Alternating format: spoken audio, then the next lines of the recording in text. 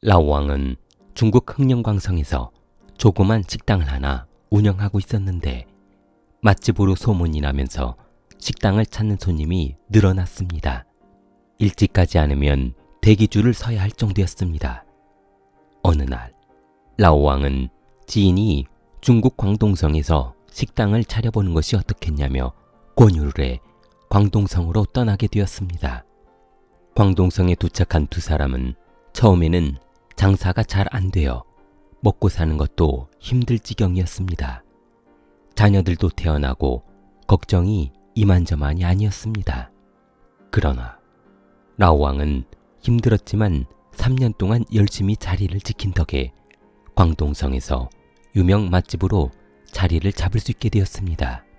하지만 고생한 뒤에 항상 고통이 따르듯이 라오왕의 부인은 그동안 바빠서 병원 한번 가보지 못한 탓에 지병으로 사망하고 말았습니다. 고생만 하다가는 허무하게 세상을 떠난 불쌍한 인생이 되었습니다. 그 뒤로 라오왕은 사망한 부인의 도움이 컸는지 손대는 사업마다 대박이 나며 사업이 번창해 중국 주요 도시마다 분점이 있을 정도로 사업이 커져 엄청난 돈을 벌었습니다. 라오왕은 상하이에 빌딩도 사고 광동성에 호텔도 구매하고 대도시마다 빌딩이 있을 정도로 거부가 되었습니다. 그러나 그렇게 남부를 곳이 없었던 라오왕에게 한 가지 걱정이 있었습니다. 바로 아들 왕레이였습니다. 아버지 라오왕은 부인도 일찍 죽어버리고 그동안 회사 일로 돈 버느라 아들 교육에 신경 한번 쓰지 못하고 방치하다시피 한 것이었습니다. 그렇게 돈은 많이 벌었지만 아들에게 신경을 못 쓰다 보니 올해 19살이 된 아들은 불량 친구들과 어울려 다니면서 온갖 못된 짓이란 짓은 다 하고 다니고 있었습니다. 그러던 어느 날 아버지는 돈도 많고 사업도 잘 되고 있었던 터라 외로웠습니다. 새 부인을 얻고 싶었습니다. 되도록이면 젊고 날씬하고 예쁜 아가씨를 부인으로 삼고 싶었습니다. 중매회사에서 라오왕에게 10살이 넘게 어린 올해 26살인 샤옹이라는 아가씨를 소개해 주었습니다. 아들 왕레이와는 나이 차이가 불과 7살밖에 차이가 나지 않았지만 아버지는 신경 쓰지 않았습니다. 그녀는 키 1m 65cm의 날씬한 키에 얼굴도 예쁜 아가씨였습니다. 라오왕은 샤옹잉을 소개받자마자 그녀에게 반해 그녀와 결혼했습니다. 샤오잉도 나이는 상관없으니 돈 많은 남자를 찾고 있었던 터라 라오왕이 마음에 들었습니다. 늦은 신혼생활은 라오왕을 흥분하게 만들었습니다. 샤오잉에게 푹 빠져 살게 된 것이었습니다. 그러나 샤오잉은 오직 남편의 재산이 목적이었습니다.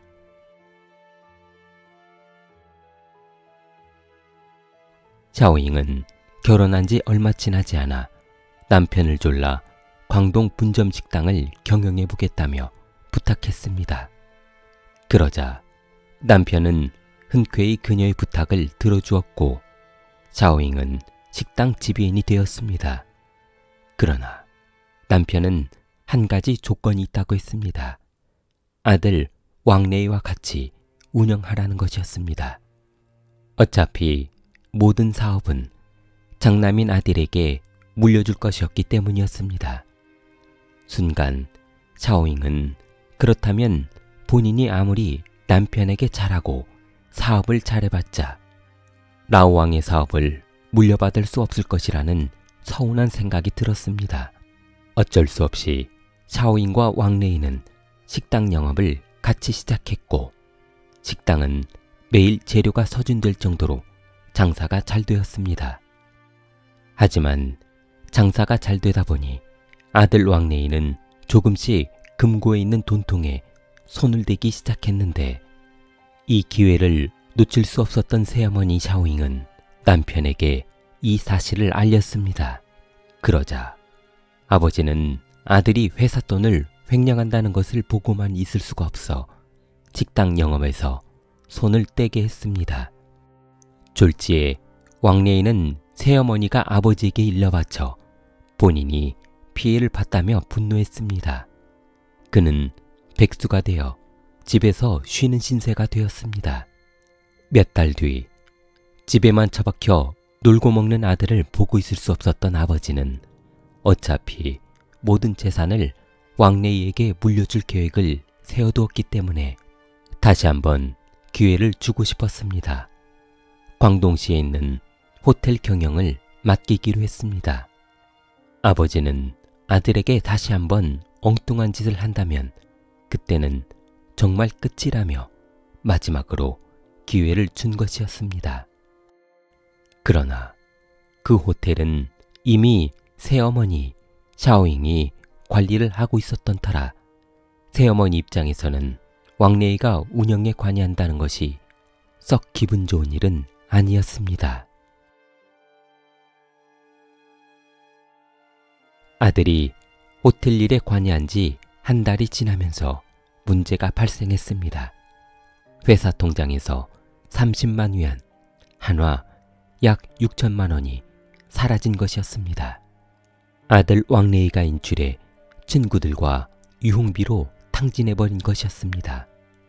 샤오잉은 기분 좋게 왕래이를 불러놓고 어머니로서 충고를 하는데 또다시 그런 행동을 하면 안 된다며 타일렀습니다. 올해 왕래이의 나이가 19살에 불과했기 때문이었습니다.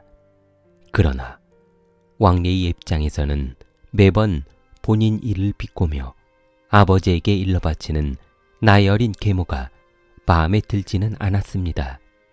실제로 새어머니와 나이 차이가 7살밖에 나지 않았기 때문에 주위 사람들은 두 사람이 누나와 동생일 줄 알고 착각하는 사람이 있을 정도였기 때문이었습니다. 그러다 보니 호칭도 반항하듯 어머니보다는 이모로 부르게 되었습니다. 샤오잉은 왕래이가 본인보다 7살 어리기는 했지만 매번 어머니라 부르지 않고 이모라고 부르는 것이 기분 나빴습니다. 샤오잉은 이번 기회에 왕래이의 버릇을 고쳐주기 위해 불러놓고 큰 소리로 혼냈습니다. 어머니가 말할 때 들어야지. 회사 돈을 마음대로 빼가는 것은 도둑질하는 것과 같은 것이라며 혼을 냈습니다. 그리고 아버지에게 말해서 영업에 손을 떼게 하겠다고 했습니다. 그러자 새어머니에게 꾸중을 듣고 있던 왕래이는 분해서 참을 수 없었습니다.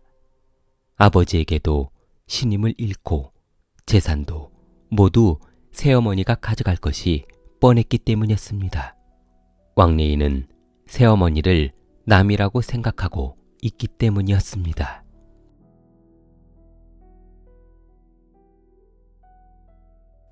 아버지 라오왕은 아들의 방탕한 생활과 무능력한 회사 경영을 보고만 있을 수 없어 아들을 불러 회사 경영에서 손을 떼라며 화를 냈습니다. 아버지에게 무시당하고 나오던 왕래이는 분을 참지 못하고 새어머니를 처리할 계획을 세우게 되었습니다. 2002년 7월 15일 친구 천티안을 불러 400만 위안을 줄 테니 새어머니를 살해해달라고 했습니다. 왕래이는 그렇게 새어머니를 죽이고 아버지 회사 경영권을 물려받을 계획을 세웠습니다. 치밀하게 계획을 세운 두 사람은 혹시나 새어머니가 의심이 많아 본인들을 만나주지 않으면 모든 것이 물거품이 되기 때문에 자극을 주기로 했습니다. 혹시 어머니도 회사 공금을 빼돌린 것 같은데 가지고 있는 통장을 같이 조회해보자는 것이었습니다. 이 소리를 들은 샤오잉은 발끈하며 그럼 지금 당장 현금 지급기에 가서 통장 내역을 찍어 확인해보면 될 것이 아니냐며 만나자고 했습니다. 2002년 7월 25일 오전 8시 왕래인은 뒷좌석에 친구 천티안을 태우고 어머니 집 앞에서 승용차를 세우고 기다리고 있었습니다. 화가 잔뜩 나 있던 어머니는 왕래이가 몰고 간 차에 올라타자마자 화를 내며 이런 버릇없는 놈을 보았냐며 소리 질렀습니다. 그러나 차가 출발하고 얼마 후 뒷좌석에 타고 있던 친구 천티아는 그녀의 목에 밧줄을 감고 힘껏 조이기 시작했습니다. 잠시 후 두 사람은 그녀가 의식이 없는 것을 확인하고 고속도로를 질주해 가장 높은 낭떠러지에 차를 세워두고 새어머니의 시신을 도로 밖으로 집어 던져버렸습니다. 다음 날 일을 마친 천티아는 보수를 받고 도주했습니다. 그러나 얼마 지나지 않아 고속도로 아래 마을 사람들에 의해 시신이 발견되며 경찰은 그녀의 아들 왕래이와 공범들을 검거하게 되었습니다.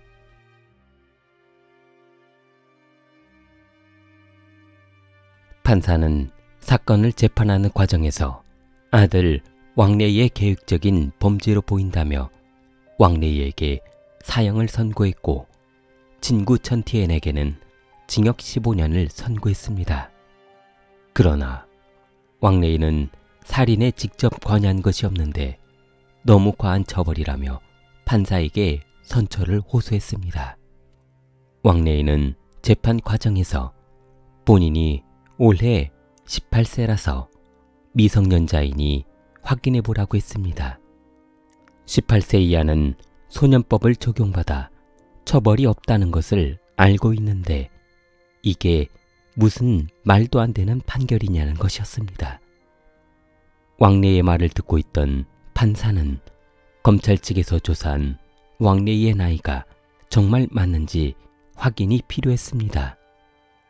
그의 나이 1살 차이로 운명이 갈리기 때문이었습니다. 왕래이는 더 큰 목소리로 사형은 말도 안 된다며 본인에게 사형이라는 판결은 말도 안 된다고 했습니다. 그러나 광동법원은 왕래이의 신원을 확인한 결과 올해 19세를 넘어서 18세 이하가 적용받는 촉법소년 소년법을 적용할 수 없다고 했습니다. 결국 왕래이는 사형을 선고받았습니다. 그러나 왕래이는 아버지의 도움으로 변호사를 선임해 항소했습니다. 왕래이의 아버지 라오왕은 아들이 부인을 살해했다는 직접적인 증거도 없고 간접적인 지시만 있었던 점을 정상 참작해달라고 했습니다. 하지만 부인을 살해하는데 직접적인 관여를 한 친구 천티안에게는 엄정한 처벌을 요구했습니다. 2006년 광동성 고등법원은 원심 판결을 취소하고 왕래이에게 사형 집행유예를 선고하여 이후에 최종 판결에서 무기징역으로 바뀌게 되었습니다. 천티안도 징역 15년에서 사형을 선고받았다가 나이가 어리다는 이유로 종신형으로 바뀌게 되었습니다. 아버지의 욕심으로 자녀 양육에는 관심이 없는 나이 어린 부인을 얻어 아들도 잃고 젊은 부인도 잃게 된 안타까운 사연이었습니다. 좋아요, 구독 부탁합니다. 킬리였습니다.